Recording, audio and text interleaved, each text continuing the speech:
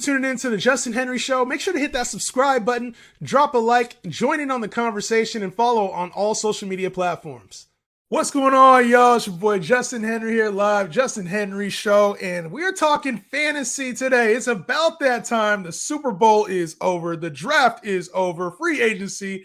The big signings are done. It's time. We're going to start getting these early fantasy values, and I had to bring in my guy, Chris Allen, with Fantasy Life, my dog. You've been on the show before. I had to represent for your squad. I know that. Man. I saw the hat. How you living, dog? Man, you know me, man. It's always blessed to be come back and like chop it up with you for a little bit. But life is good, busy. Like we were talking before we hit record.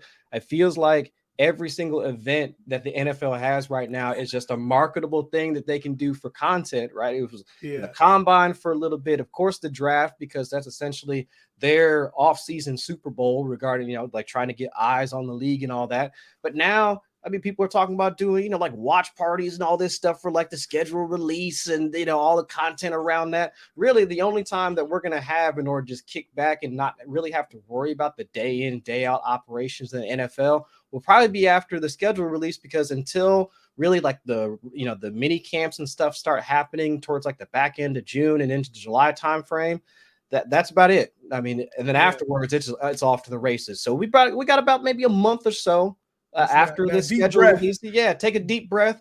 Go, whatever your hobbies are, you play golf, you brew beer like myself or whatever, just go do that for a little bit and then tune in once we get back in June. But nah, man, other than that, I mean, best ball is now hot and heavy, with BBM dropping like with Underdog. So I'll probably be dabbling in those streets. But other than that, just, trying to keep up with all the content creators like yourself, man. You out there doing big things, bro. Trying to get back into this thing, man, and get this thing up and growing. With the schedule release, man, that to me, that's one of the things that I always look at. And speaking of beer, by the way, I need you to send me a batch whenever you brew one. I just brewed yesterday.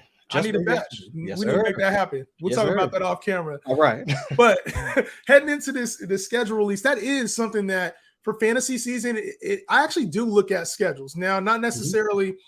Who's the hardest opponent, or who's the easiest opponent. But I start to look at like maybe weather is a thing, maybe playing the interdivision rivals later in the season. Let's talk a little bit about fantasy process and what that looks like for you, because obviously we have an offseason, long offseason. We got 3 months, 4 months before the drafts are even starting, right? But that does give us a lot of time to analyze and predict where we can find value in our fantasy drafts and what to look for. We'll get into some actual player values and talk about if we got them, buying or selling them at their price, or if we think that their price will fall. But Chris, talk to me a little bit about your process when you're looking for value in the draft before fantasy drafts actually begin. Right. So I think the easiest way to look at it is trying to identify like who on the team is going to be getting like targets and touches.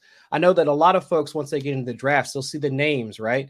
And especially now, shortly after the draft, folks are having their dynasty rookie drafts and all that. And so with all the hype that came off of it, people want to draft like the Zach Charbonnets of the world or the Josh Downs of the world, because we're hearing stuff out of rookie camp, like for the Colts, saying that he might be their starting slot wide receiver. It's all off of hype. But really, you have to look at each team and try to understand like what their strengths and weaknesses are. And if some of those prospects can really fill those holes, that's where you'll find the value, not just off of name value, not just off of listening to whatever beat reporter or national media member is saying about said player.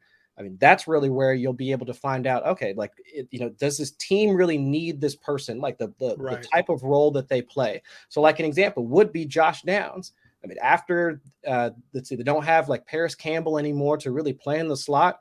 I mean, he's off in New York now with the Giants. So if they're saying that Josh Downs is already operating in the slot, connecting well with Anthony Richardson, that could be a guy that has value past just the name value, past just the draft capital. And so as excited that a lot of folks were during the pre-draft process about Josh Downs, he actually is a player, like a talented player coming out of college, has the draft capital to go with it, but also he fills a role. We can project targets and touches to come his way. So it's not just based off of name value, Right, so that's where I try and at least start my process. It's not just based off name value, not just like, oh yeah, I remember hearing about, folks talking about him like before the draft, or oh yeah, I remember he was good last year. No, take a step back, look at the team, see if that and the types of and the type of player or the archetype of player that you're looking to target, and then see if that person actually has a role in the team that will actually net you value or get you fantasy points. And that's typically where I start. Yeah, and it's tough to identify that with rookies, right? Because some rookies have to earn playing time based on the team they're on. Sometimes they are just gifted a situation. We saw Dameon Pierce come in last year and really and Tyler Algier. They both had opportunities very early on in the season to dominate their touches, right? Well, more so Dameon Pierce, obviously, than Algier, who was later. Right, yeah. But you still have those opportunities. And then we also look for value on older players as well. One of my processes is to go through and look at who had strong finishes to the season. A lot of times we give up on players early on. Oh, they didn't play well early in the season. And we forget that there's an entire second half of football that has to be played. And players sometimes perform well. So I tend to look at historical data. Has this player been a top player before in the past? Has this player, is this player in a new situation? One of the guys that I'm looking at, especially early on, that I could probably attest his value to is like a Najee Harris. Yes. Somebody who a lot of people wrote off earlier in offseason. He was going through foot problems. Early in the season, he didn't perform well. He was injured. And then in the second half of the season, we saw a stronger performance from Najee Harris. So a lot of times I'm looking for, hey, this guy's been a valuable player in the past. I'm not here to be the coach of the GM and try to predict all the new performers. We can start to with some of the rookies, but with some of the older veterans, we don't always have to give up on guys just based on the fact that there's a new body in place. So I tend to look at historical data and previous performance as a guide, not an absolute, but a guide for the next upcoming season and finding value. I agree. And actually the injury type situations, the players that have been bitten by the injury bug in the past, they sometimes present like the most value. Now, do they always hit? No. But you can wind up like at least capitalizing on that uncertainty. So take a guy like Elijah Mitchell for the San Francisco 49ers. Right. Sure, he got hurt throughout last season. And of course, after the 49ers make that trade for Christian McCaffrey, I mean, everybody wanted to just kick Elijah Mitchell to the side. And of course, because he got hurt towards the back end of the season, we never really saw him throughout the playoffs. I mean, it was difficult for us to really make an assessment as to what that backfield would look like if him and Christian McCaffrey were to share touches. But, and it was only maybe 3 or 4 games, we did see how that backfield looked like with both of them like on the roster. And in those 3 or 4 games, actually Elijah Mitchell outcarried Christian McCaffrey. He was used more on early downs. He was used in a similar manner as Christian McCaffrey once the 49ers got into the red zone. But because he got hurt, we didn't really see how Kyle Shanahan would want to split up those touches between the two backs. So I know Christian McCaffrey is going to be one of like the top targets for this upcoming draft season. You can't find too many other running backs that have both the in between the tackles skill set, but also can be a receiver. Right. But we know that the 49ers love to run the ball. I mean, shoot, they were running Deebo Samuel's ass out there as a running back just a couple seasons ago, right? Yep. So it's just if we can capitalize on that value, capitalize on just the certainty from other drafters saying, oh, it's CMC. He's going to be out there all the time. That might not be the case. So you can target a guy like Elijah Mitchell who didn't have a ton of work last year and say, well, I'll just bank on him getting a little bit of the touches. Maybe you fall into the end zone a few times, and that can be another way that you can find some value to your point. 100%, man. I love that point about finding that last year value based on injuries, right? Because I think we all think, oh, if this guy gets injured, that means he's going to be injured the next year. And we kind of hang these injuries and we think we can predict injuries. It's not easy to predict injuries. A lot of times when a guy has an injury, the next year they could be fully healthy because that's the nature of football. And then there's other guys it's chronic. So us trying to predict injury or outcomes, I think there's value in looking back at past years and seeing, what's the relationship like? How many touches were they getting when they were healthy versus when they were injured? Another thing I tend to look at, especially when it comes to late quarterbacks, taking a quarterback late, right? It's always easy to go get your Patrick Mahomes or your Josh Allens. We know what to expect from those guys. But how do you find a Tua Tagovailoa? How do you find a Jalen Hurts later in your draft? Somebody who can really rise up the draft, Trevor Lawerence, right? Mm-hmm. We're talking about these guys that become top 10, 12 quarterbacks, QB1s, very startable for your team. What's your process look like for that? So for me, what I tend to do is I always look at the weapons around him, right? Yes. Jalen Hurts last year, they added A.J. Brown. Devontae Smith is there. they went and made adjustments to get this a high-profile offense. Tua Tagovailoa, Tyreek Hill was an addition. They already had Jalen Waddle. It's a new coach, right? Mike McDaniel was there. We knew that there was going to be a progression to becoming more elite. Trevor Lawerence went and signed Christian Kirk. We can talk about Evan Engram. A lot of adjustments there. Travis Etienne's healthy. When I look at a guy, this is a sketch name to throw out there, but a guy in Atlanta, Desmond Ridder, who has a lot of talent. We talk about Bijan Robinson, Kyle Pitts, Drake London. The weapons are there. Mm-hmm. I'm not expecting a top 10 performance from Desmond Ridder, but what I am expecting is you can get him right now at the back end of your drafts, the very back end, and there's potential there. So I'm always looking for who has that massive potential to extremely outplay their ADP, especially when you're talking about doing best ball drafts right now, before the rumors start getting out there, before things start heating up. That's a very good way to find value, especially earlier in the offseason, is who's around monster performers that we're all expecting to do well in fantasy. We saw it work with Joe Burrow. Mm-hmm. I mentioned some of the other quarterbacks. Desmond Ridder's a guy to me that I kind of identified as there's a little sprinkle of potential there that I really like. I agree there, because you can almost feel like the market doesn't make sense when it comes to a couple of these quarterbacks, because like in the situation you described with Tua last season, Tyreek Hill was going in like the second round of most drafts, and Jalen Waddle was going almost immediately after him. So you've got two Miami pass catchers going in like the top 36 picks or somewhere near there, but yet his quarterback was going, 10 rounds later. Tua was like the QB 13, 14, 15, right, somewhere in there. So it's like that math ain't mathing. Like, how are you going to have like two wide receivers being pushed all the way up there, but then after that, the quarterback that should be throwing them the ball that would actually create that value in order to make sure that they actually meet their ADP all the way in the back end of the quarterback ranks doesn't make any sense. So when you see those types of situations, and I think this season you can see a similar situation happening with Trevor Lawrence that you mentioned earlier, because we've got Calvin Ridley going towards the early rounds. Christian Kirk is still being pushed up. Shoot, if I'm remembering correctly, Zay Jones is still in like the middle-ish round. So you got three pass catchers, but where's Trevor Lawrence going? Like top 12-ish. But if you got three pass catchers, and I mentioned Evan Engram or Travis Etienne, who can also play as a wide receiver, at least a decent pass catcher in his own right.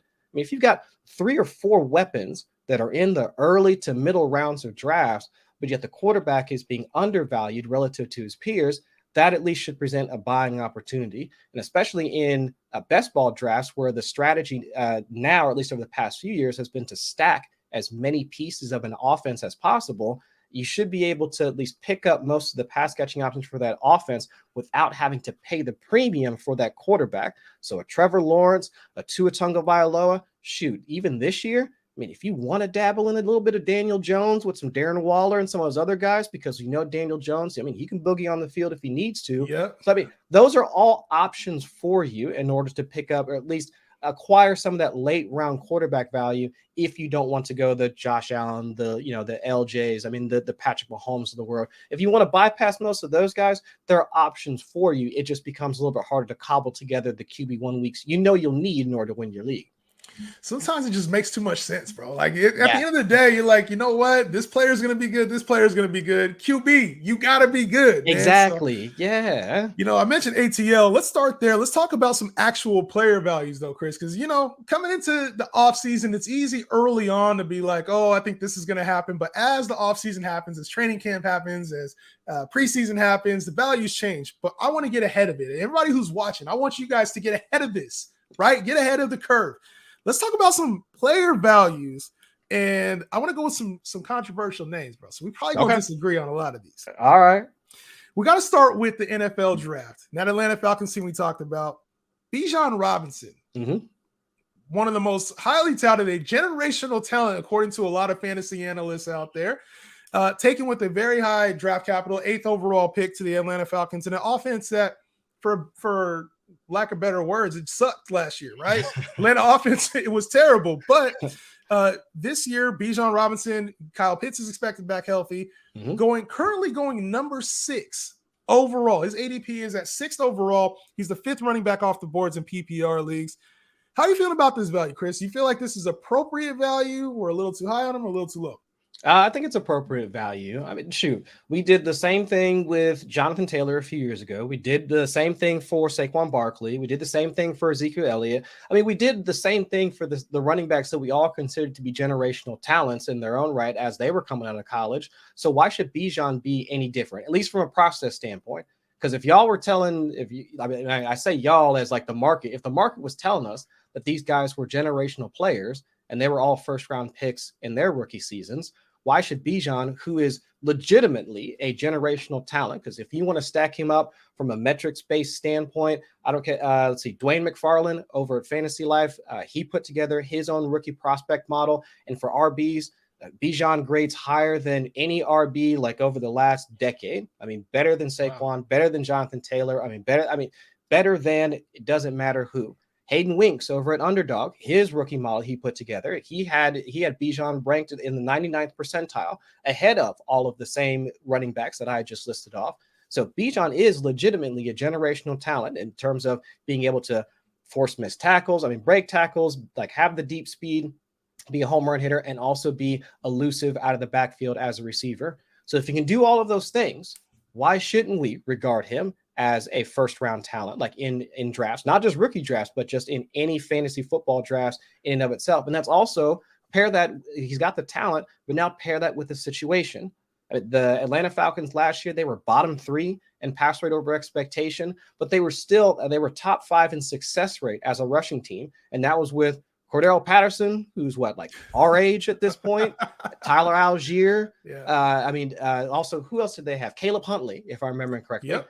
So between those 3 running backs, they still had one of the more efficient rushing games in the entire league. The rest of the offense sucked with Marcus Mariota under center, but they were still capable of putting together an efficient running game. So now, if you take that same running game with that same volume, but you drop Bijan into it, hell yeah, he should be a first round talent. If we were to take any of the other guys that I just listed off, Zeke, Saquon, Jonathan Taylor, or any of those other guys, and put them in that same offensive system, we would be, everybody be rushing out and hopping into drafts so they could get a shot at him. I think he's appropriate. I gotta pump the brakes. Oh, you don't think he's a first rounder? I think he's a first rounder, but okay. I think we give up so easily on other talent, right? We're always looking for the next in fantasy and who has the highest potential. You're taking Bijan at a little bit slightly less than his ceiling. You go Christian McCaffrey, you got your Saquon Barkley's out there. But guys like Derrick Henry, some of those old mainstays, they just carry a little bit more risk. I get the risk factor is a little higher with Bijan. We saw it with Breece Hall last year. We've seen it in the past. You got to take those guys with really high draft capital. I'd be more comfortable with him at the back end of the first round. You're not getting him at the back end of the first round. That's just not happening. But that's where I would feel comfortable taking him. I think you're going to have to reach a little bit on Bijan in order to secure him. I can see a world where he's probably going top 3 in fantasy drafts by the time season starts. So for me, that'd be too rich for me. That'd be too rich for me. Pumping the brakes a little bit. That's all. All right. So what do you feel? So 6 is too much. So you thinking what, like 8 to 10, like somewhere just a few picks later than where he's going at right now? That'd be better for you. Slightly less than what he is right now. I think number 6, I probably would go more receiver, especially in PPR league. I'd probably take a couple receivers, Ja'Marr Chase, Jefferson over him, maybe even like a Travis Kelce. I'm right there with it, but that's probably range. The line. Yeah. Because if I had to choose between, let's say, like Travis Kelce and Bijan, I would probably go Travis Kelce.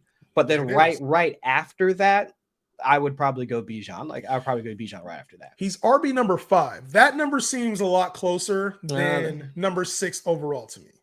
Yeah. If that makes sense. That's what I'm looking at. Mm-hmm. All right. Another running back who I'm not taking in the first round. All right. Tony Pollard.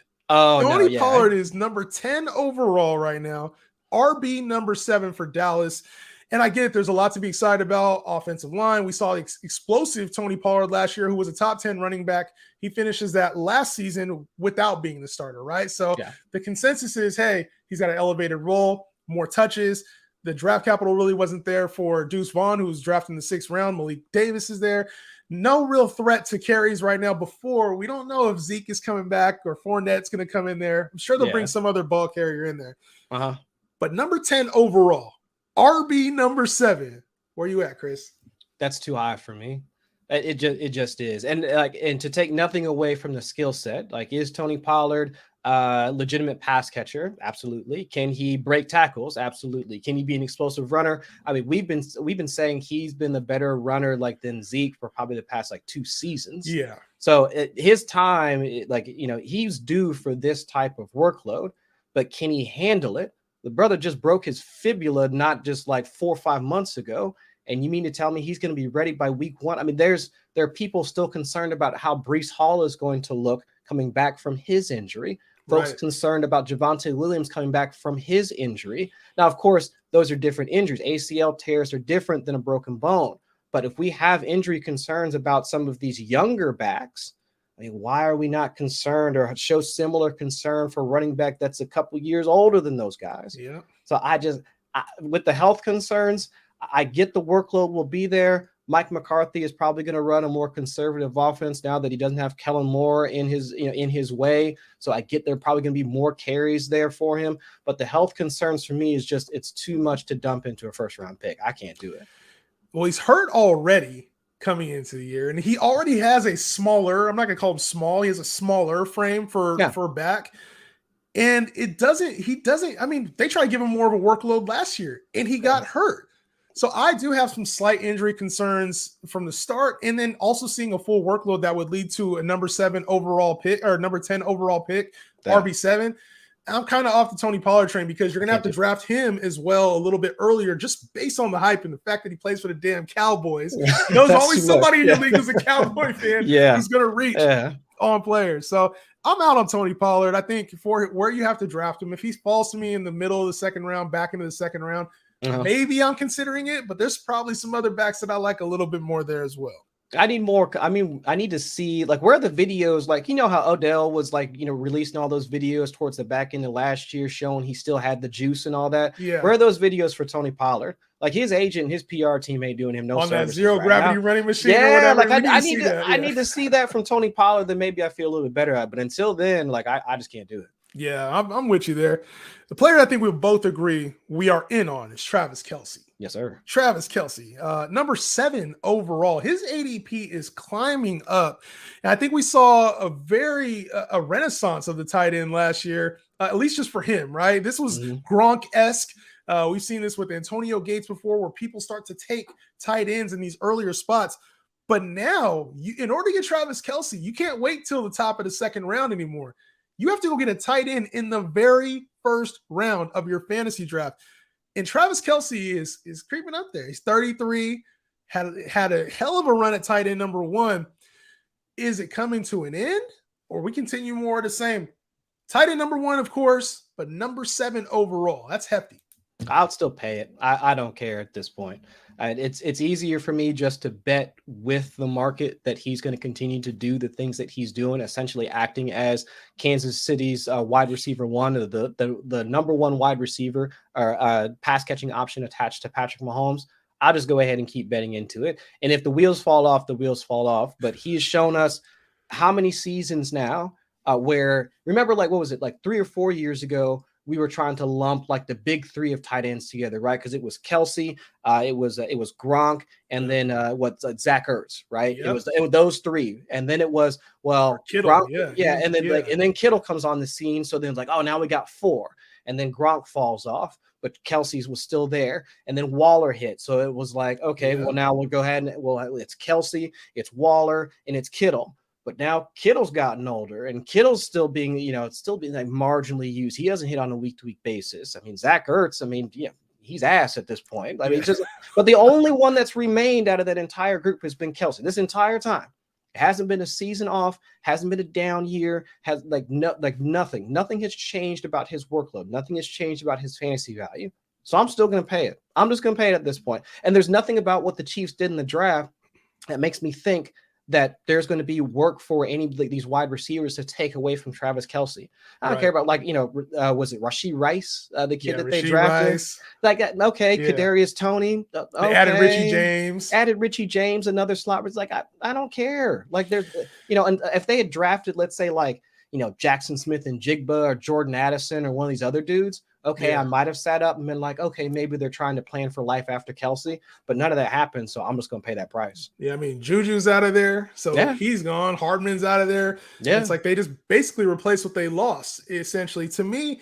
But the only thing I'm concerned about with Travis Kelce is the fact that you do have to take him at number 7 overall, because everybody realizes how important his value is. He used to be more of a value pick and kind of like against the grain. If you were taking him in at the top of the second round, it was like, oh my God, you're actually considering tight end that early. Right. Everybody's seen his value now. So I think you're overpaying this, at least early in this offseason. I don't know where it all shakes out, but it feels like you're almost overpaying right now at number 7 for somebody who is a difference maker, but also is turning 34. And we was talking about it before the stream, and the age starts to show after a while, and he plays the most taxing position on the field, which is tight end. To me, I would probably fade him. And I love Travis. Like, I've tried Travis Kelce over the last 3-4 years. I've tried him consistently. Starting to get to a point where it feels like, we haven't really seen him hurt at all. We haven't really seen a lot of down performances consistently week to week. He's always been a rock for your fantasy team. I'm kind of playing the fade on this one just because of the draft capital that's involved. Number 7 overall is pretty high in my opinion. Okay, so now that I'm thinking about it, I know I'm talking out of both sides of my mouth now, but I tend to do that anyway. I'm switching up. I don't care. No, I'm not switching it up, but I'm just saying, like, for folks that are considering it, I will offer this other side to the thought process.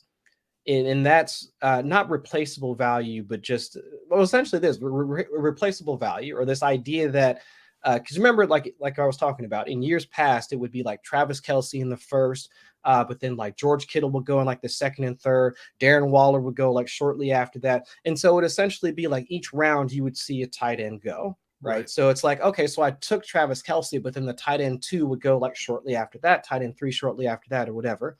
But now that we, the game is out on most of these other guys. Darren Waller's in a new situation. Like George Kittle, we know how he's being used in that run-first offense in the 49ers. So it's just like, while the tight end 1 and Kelce is still the tight end 1, he's still going to be used like a wide receiver. But the tight end 2, they're not being drafted as early as they were in years past. So like the value isn't there for drafting a tight end that early as it used to be. Yes. Right. Yes. You have to go get Mark Andrews in the 4th round right now. You go get Kittle in the 5th or 6th round. Kyle Pitts, 7th, 8th round. So like if you wait on tight end, so if you're drafting a team and you wait on tight end, that first person, they're going to use their 6th, 7th pick on Travis Kelce, but you can get 70% of his production with Mark Andrews, let's say, like a few rounds later. 60% of his production. That's a hell of a point, Chris. A few rounds after, a few rounds after Travis Kelce. So it's like I could put together a pretty solid squad of like 3 or 4 players plus a decent tight end that can get me most of Kelce's value, and just wait a little bit. So it's like, to your point, it's a really that's a really strong point, because where you used to be able to say I would get Travis Kelce or Mark Andrews, let me just take them around earlier.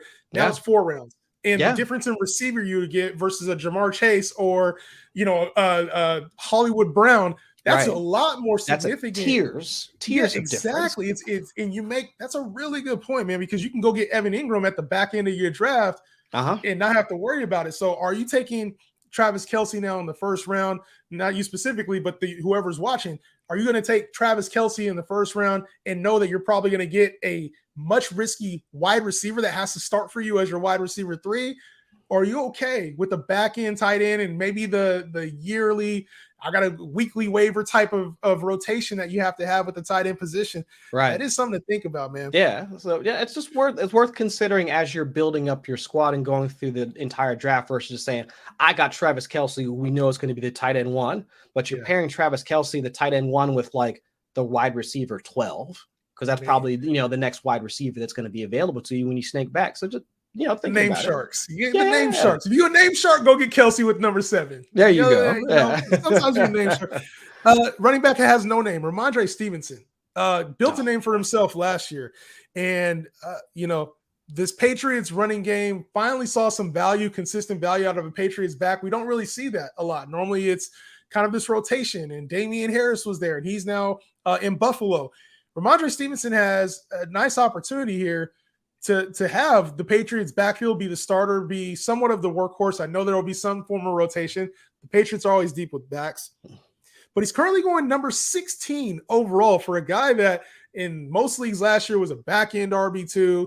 He wasn't even thought of earlier in his career, and then now has developed into a prominent role. RB number 10, number 16 overall. How are you feeling about Rhamondre Stevenson? I think he's appropriately priced. And if things break right, I mean, he could outkick that ADP, to be quite honest, because we already know that he's used in the passing game. I mean, Mac Jones was dumping off to him. I mean, like he was like Alvin Kamara, or like insert like pass catching running back name here. Right? So he was using him already as an emergency outlet. We know he has the pass catching skills, but he's also explosive as a runner, also powerful as a runner too. Top 10, top 12 in missed tackles forced per attempt last year, according to Pro Football Focus. So strong runner, and also has the pass catching chops. I mean, like he's essentially, I won't say like he has the same strength or same power as his running back, but I would say he's turned into what we had hoped AJ Dillon would become. I mean, having that power, having that ability to just, move guys like as you're getting up to and through the line, but also having, the good hands or whatever, and like being a part of a team's passing game. Rhamondre Stevenson, really, he does have that job at this point. And since the Patriots, they did nothing throughout the offseason in order to really address the running back room after Damian Harris left. And also on top of that, they used their first 3 picks were all defense. So if this is a New England Patriots team that wants to try and play more defensive ball, I mean, and make sure that their offense gets more shots, or they can run a few more plays, right? But they haven't really done enough to really help Mac Jones. That could just be more touches for Rhamondre Stevenson, man. So RB10, I think that we're cooking there. Yeah, I like it, but he's not a player that I would typically draft, right? And I don't fully trust the Patriots, but I feel like the ADP is right. Like he's not a player that I typically go for, but in that range, you have to value him as that because the upside is there.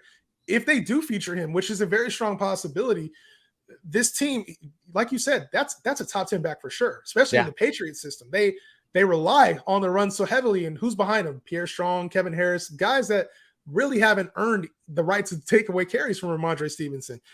I love the player, but he's not somebody I typically would draft. So it's a little bit different because he doesn't carry the draft capital that I normally like out of guys that I take with early round picks. So it's a bit of a conundrum for me. I'm not going to lie. Like Patriots rotation, Rhamondre himself dealt with the questionable tag a lot last year. Yeah, so I have some red flags, but there's a reason he's in the second round and not at the back end of the first. I think he's good value.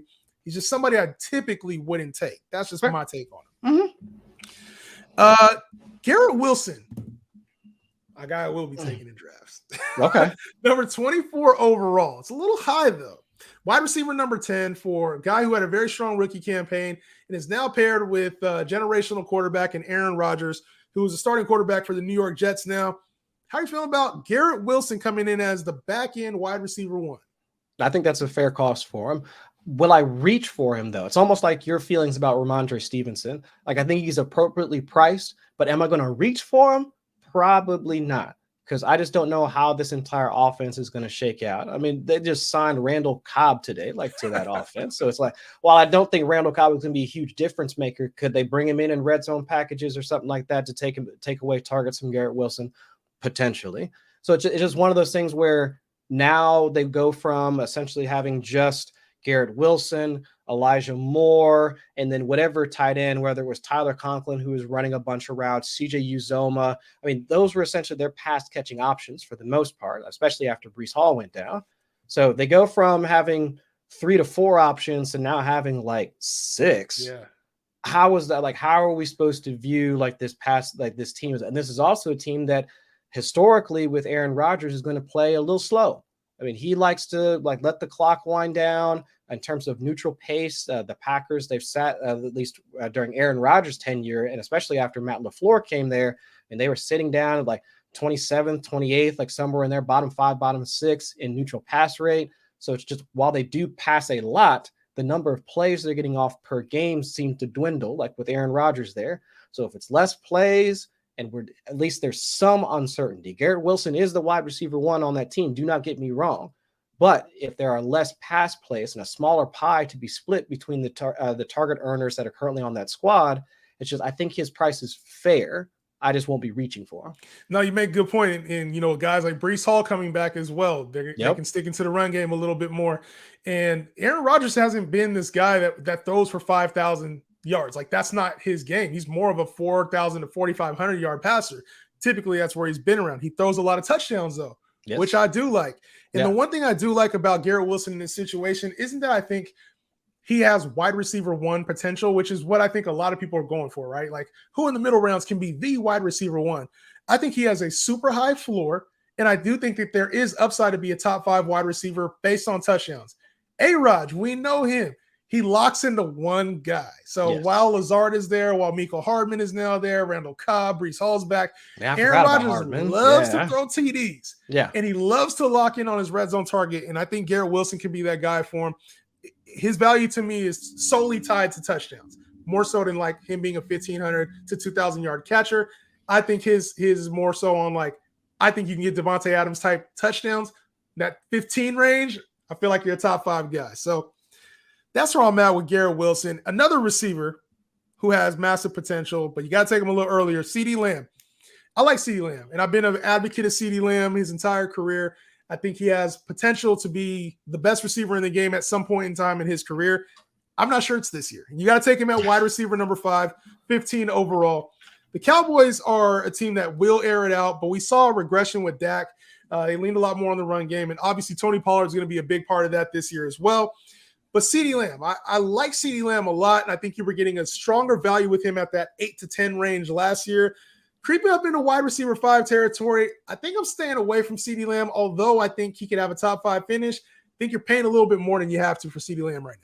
It's entirely possible, and especially like you mentioned, I mean, they do like to air it out. I mean, I do have some concerns about like what their overall pass rate is going to look like now with Mike McCarthy really running the show. Kellen Moore, so there's really not going to be that same, I guess, like the coaching staff that's going to be pushing for them to have like Dak really be the focal point of that offense, and his arm being the focal point of the offense. I don't know if that's going to be the case like this upcoming season, but I do think the thing working in favor of CeeDee Lamb are the personnel additions that they made. And they bring in Brandon Cooks, who, while on the older side of like a wide receiver, just look at how he operates. I mean, he can operate like on the perimeter, so he can play like your Z, maybe float inside like if he needs to, but that still allows CeeDee Lamb to really do what he does best, and that's essentially being like a power slot. Like, CeeDee Lamb, he can win wherever. But his best spot and most efficient spot is if he's deployed from the interior. So now if you've got Michael Gallup back, hopefully he's able to return to some of that form before he busted up his knee. Have him play on one side, have Brandon Cooks play on the other side, and it allows CeeDee Lamb to cook from the slot.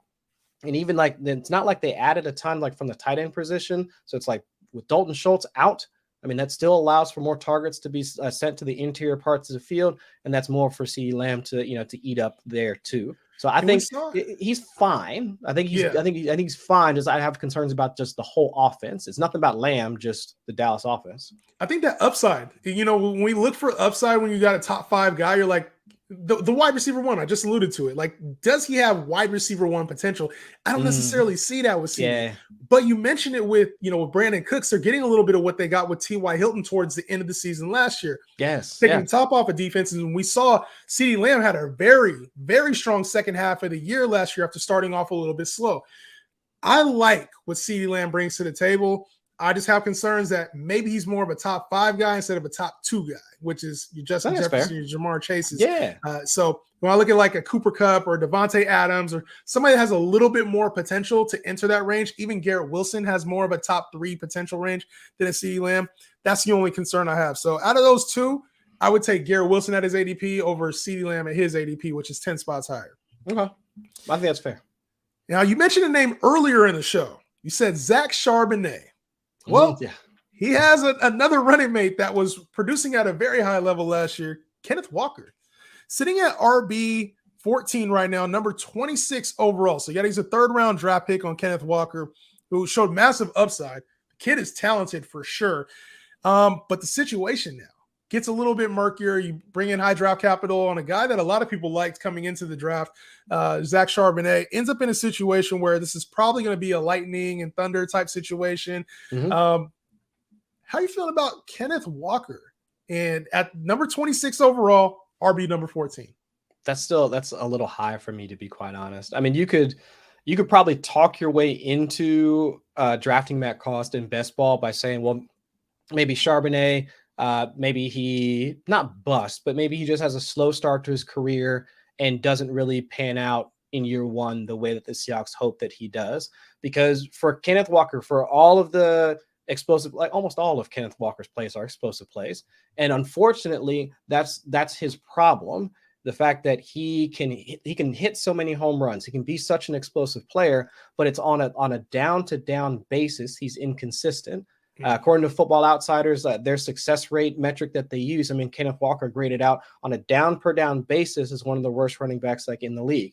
It's just because he doesn't do the same things as, like, let's say, like Zeke Elliott at this point. If you want 3 yards out of Zeke, he'll get you 3 yards. Yeah. If you need more than 3 yards, you ain't getting more than 3 yards. But for Walker, it's like it's 0 to 100. Like that's all that Walker can do. And so that's why they brought in Charbonnet, because Charbonnet was more of the consistent down to down players, like when he was still in college. And on top of that, like he was also one of the more efficient receivers as well in this class. So you're essentially getting all the things that they wanted to get out of, DJ Dallas, Travis Homer. I mean, all the other like pass catching backs that they've tried to run through over the past like 3, 4, 5 years. So I get why they made the pick, but this has to take away from our expectations. Like for Kenneth Walker, he'll probably still have the early down work and shoot. Like once they get into the red zone, Pete Carroll likes to pound the rock. Once they get inside the 20s, he'll probably get most of that work too. But on third downs, I mean, hurry up situation, 2-minute drill and all that, I could see a scenario where Charbonnet works into and starts to take away from Kenneth Walker's visibility on the field. So that's where it's like, if he's losing some of that work, I got to look elsewhere, especially for that cost. It's tough because I like the kid too. He's electric when he plays. And, they drafted a grinder. Kind of, I think it was a collective, from probably the whole fantasy community, because it was like Kenneth Walker looked like he had next. I'm not going to lie. Yeah, I got him on a couple of dynasty squads, and I was like, they did what? Yeah. It kind of hurt his value, man. Yeah. I want to do a couple quick hitters with you and then get to a couple player battles. And then, obviously we can continue this convo as the season gets on. We're going to get more information. And so you guys make sure you subscribe to the channel. That way you get all the fantasy information you guys need. And I'm sure Chris will be back on at some point here during the offseason. DeAndre Hopkins, a guy that we thought, is he going to get traded? Is he not going to get traded? Kyler Murray expected to be out for a good majority of the beginning of the season. Mm-hmm. I've been high on D-Hop his entire career. And, even last year and the year before where he's been hurt or missed games or suspended, I'm still like, hey, D-Hop is a top 12 guy. He's a wide receiver. You should be having, he's a wide receiver 1. Right now he's going as wide receiver 17, which after all the stuff that happened last year in consideration, his age, he's getting older. Kyler Murray seems a little bit high. Number 39 overall. Chris, I'm going to ask you, is that too high for D-Hop? Yes, unfortunately. I mean, it sucks seeing some of our favorite players start to age out. Shoot, because the Cardinals, they just who's it? AJ Green, my AJ Green, from the Bengals, right? We just watch him. I mean, completely end his career down in Arizona too, and that's probably going to wind up being the case for D-Hop. I mean, we'll see how things go contract wise. But I think the good thing for DeAndre Hopkins is that in his time as a Texan, he was primarily used as a perimeter receiver. Even when he got into Arizona, primarily used as a perimeter receiver. Last year was one of the first years where we saw him actually running more routes out of the slot, which is good. That's good for his value. And especially now, like you just mentioned, with Kyler Murray expected to be out for, let's say, probably the first month of the season, we'll see. I mean, of course, there are rumors flying around that with the Cardinals holding multiple picks in the 24 draft, they could wind up moving on from Kyler. We might not see him step foot on the field as a Cardinal anytime soon. I mean, just wild to think. I mean, I'm already saying it right now. Kyler Murray is going to be playing for Miami in 2024. Ooh, that'd be a good fit. Yeah, that's what I'm saying. Just go ahead and mark it down. I mean, they they get rid of Tua. They say, thanks for your service and all that, and then they just bring in Kyler, and then they just move on from that. But for DeAndre Hopkins, if it's Colt McCoy, taking over and having to play under center, that's good for DeAndre Hopkins. Yes, less running, right? Less running once they get into the red zone, which is how Kyler Murray was getting some of his fantasy value. More targets for a guy like DeAndre Hopkins, who was getting most of those targets once they get into the red zone. So if he's running more routes out of the slot, still capable of earning red zone targets, over a guy like Marquise Brown, then sure, why not? I think that's fine for his value, but just that Cardinals offense is probably just going to be terrible outside of those guys. So that's not an offense I want to invest a ton in anyway. Like Cliff Kingsbury's gone, and now this whole offense is funny. Like we thought this offense was going to be high powered over the last couple of years, and it hasn't really turned out for fantasy value, And right. They didn't really add a whole lot of heavy hitters. James Conner's still there, Hollywood Brown's still there, and it's like the framework is still there for this Arizona team. So I think they have to be hoping that Kyler Murray comes back. I think as a fantasy manager, you are as well. You're hoping that Kyler Murray comes back sooner than later for the offense's purposes, right? Like Colt McCoy, I think it's good for D-Hop. But for the offense as a whole, you want to see Kyler Murray come back sooner than later. I'm probably out on D-Hop. I probably am too. It sucks because I like, like you mentioned, have an attachment to AJ Green. I'm kind of like that with D-Hop, man. I really want to see him play well, and I think he's one of the top receivers in the game. It's just at 17, I think the one thing you can find with D-Hop is that he may slide in your drafts because he is an older name. So you may be able to get him a little earlier. Yeah. All right, couple position battles, my man. Just real quick, we'll do quick hitters. It's similar ADP. I'm going to give you two names. I want you to tell me the player you're taking. All right. DeAndre Swift, number 56 overall, running back 25. Jahmyr Gibbs, number 57 overall, 26. Who are you taking, Swift or Jahmyr Gibbs? Nah, give me Gibbs. Give me Gibbs. I'm gonna swing for the upside there. Just coming out of college, Gibbs was a much more exceptional like route runner receiver. We know the explosive capabilities between the two I think is comparable, but just Detroit needs another option, another pass catching option. And since I didn't invest like heavily in terms of this tight end class, I mean, it's great for Amon-Ra St. Brown and his fantasy value, but they got Jameson Williams out. Jameson Williams is going to be out like 6 games because of that suspension. So they need more pass catchers on third down. I mean, in order to keep like Jared Goff like moving the chain. So I think more work is going to be there for Gibbs. So I take Gibbs. I'll take Gibbs. Upside is everything, and situation matters. With Swift, Rashad Penny, Kenny Gainwell, Jalen Hurts, Austin Scott, Jalen Hurts.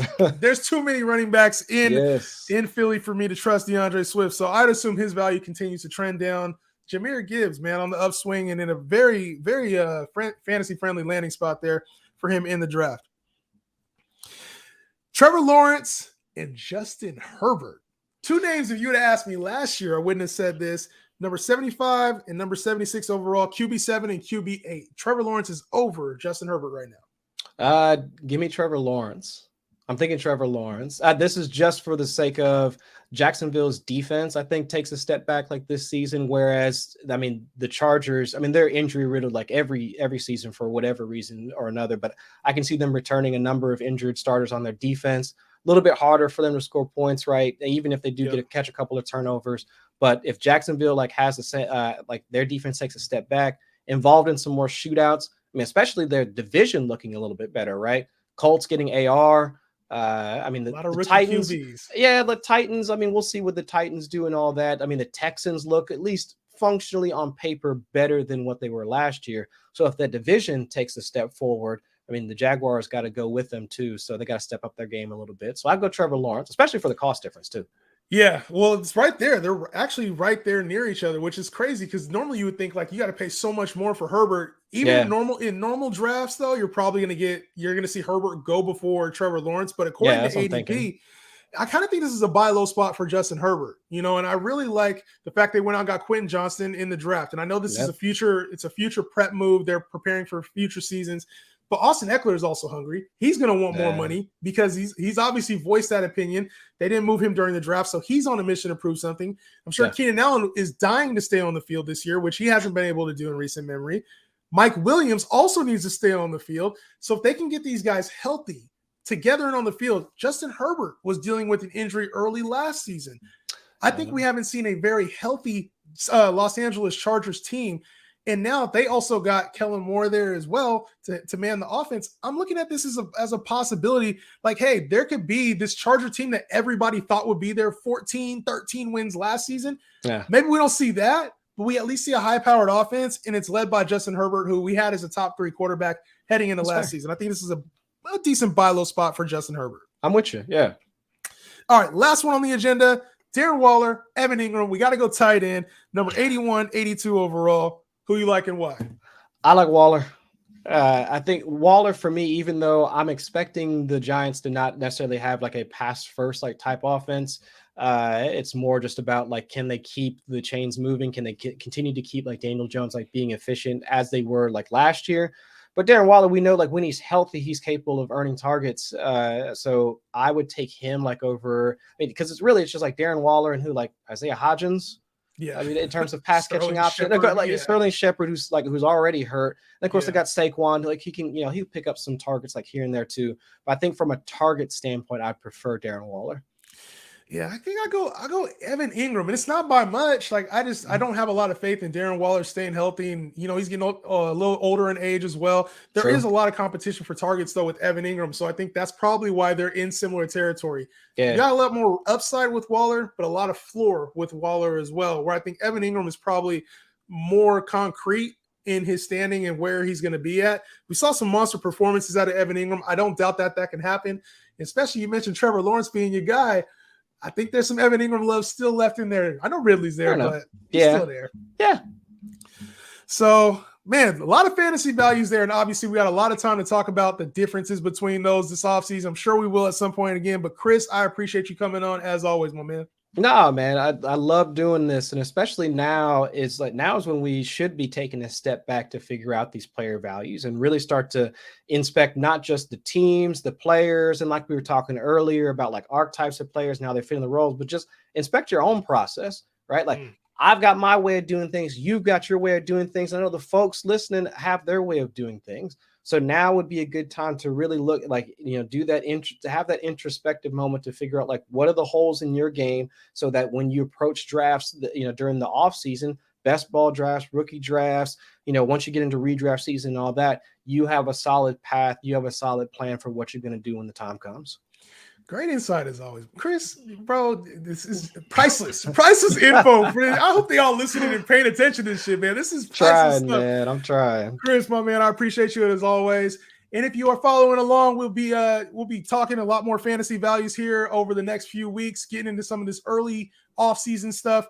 Make sure you guys subscribe to the channel. We'll see you on the next one. Peace out.